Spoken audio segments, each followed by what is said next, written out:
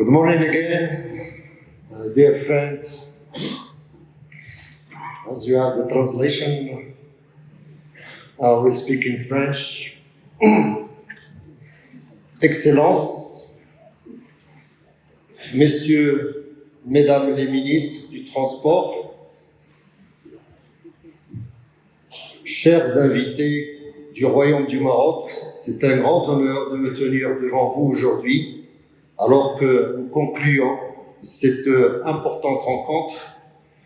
Au cours des derniers jours, nous avons tous engagé des discussions constructives, échangé des idées précieuses et réaffirmé notre engagement commun à rendre toutes les routes plus sûres pour nous tous. Cette conférence est l'aboutissement de près de 2 ans de préparation. Dès le départ, nous avons reconnu l'importance d'une approche inclusive et consultative qui a conduit à la création d'un comité consultatif de très haut niveau. Ce comité, composé de représentants des gouvernements, de la société civile, du monde universitaire, du secteur privé, qui a joué un rôle essentiel dans l'organisation de la conférence. Il a contribué à identifier les principaux défis, les lacunes, en veillant à ce que nos discussions se concentrent sur les questions les plus urgentes. De plus, il a joué un rôle déterminant dans l'élaboration de la déclaration de la conférence, en s'appuyant sur des fondements de déclarations précédentes, tout en mettant en évidence les actions urgentes nécessaires aujourd'hui. L'un des principaux résultats de cette conférence est l'adoption de la déclaration de Marrakech. Cette déclaration est le fruit d'un effort de collaboration reflétant les voix et les contributions de toutes les parties prenantes. Il ne s'agit pas seulement d'une déclaration d'intention, mais d'un appel à l'action, d'une feuille de route pour réaliser des progrès significatifs en matière de sécurité routière dans le monde entier. La déclaration de Marrakech, mes amis, a été largement diffusée parmi les États membres, recevant les fortes approbations pour sa vision et son orientation. Nous avons soigneusement intégré les précieux commentaires reçus pour nous assurer qu'elle soit véritablement représentative à tous ceux qui se sont engagés dans la sécurité routière, les gouvernements nationaux, les villes, la société civile, le monde universitaire, le secteur privé et surtout les victimes et leurs familles qui nous rappellent le coût humain derrière chaque statistique et nous tiennent responsables directs de ces malheurs. Cette déclaration réaffirme les principes essentiels que nous devons respecter, un leadership fort et une responsabilité et un financement durable, le rôle de l'innovation et de la technologie et la nécessité d'une collaboration intersectorielle. Il reconnaît également les défis uniques auxquels sont confrontées les différentes régions en veillant à ce qu'aucun pays ne soit laissé pour compte dans notre effort collectif pour réduire le nombre de morts et blessés sur nos routes.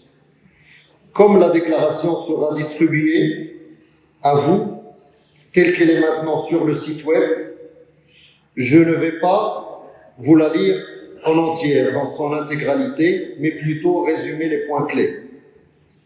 La première, avec tous mes remerciements, reconnaissance du leadership du Maroc en matière de sécurité routière.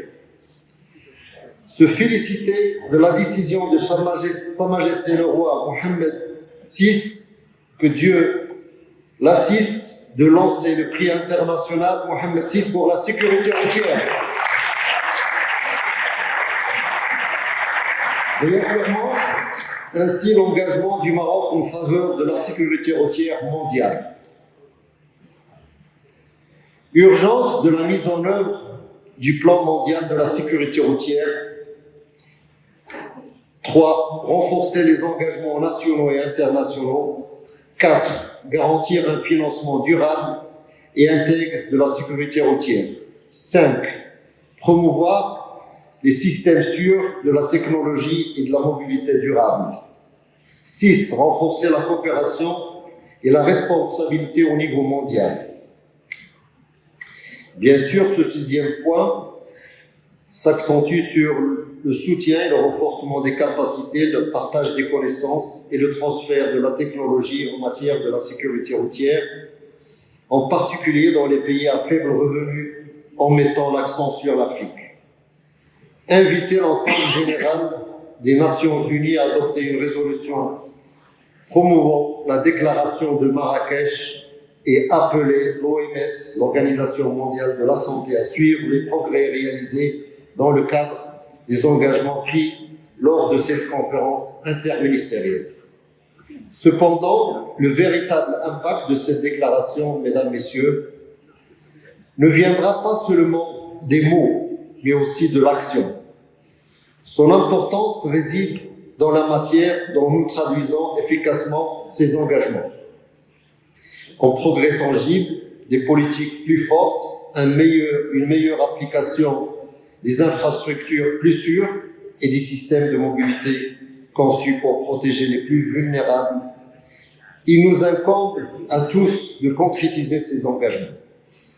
J'adresse mes sincères remerciements à tous ceux et celles qui ont contribué à l'élaboration de cette déclaration, représentants des gouvernements, des organisations internationales, sociétés civiles, secteur privé, experts.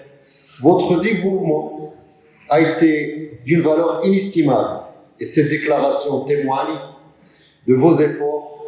J'espère que vous la considériez comme un outil pour conduire le changement que nous cherchons tous.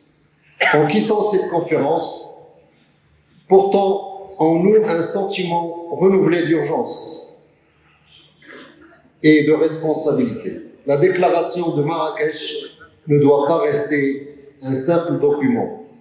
Elle doit être un engagement vivant qui conduise à de réels progrès dans notre pays et dans tous les pays et les communautés du monde. Avant de conclure, en tant qu'un hôte de cet événement, je voudrais saisir cette occasion pour me joindre aux nombreux pays qui ont pris des engagements au cours des deux derniers jours à faire en sorte que tous les conducteurs aient accès à des casques de très haute et conformes aux normes de sécurité des Nations Unies. Pour soutenir cette initiative, chaque achat d'un 2 roues ou un 3 roues comprendra 2 casques certifiés qui vont entrer dans la facture de l'achat. Renforçons ainsi notre engagement à protéger la vie sur les routes.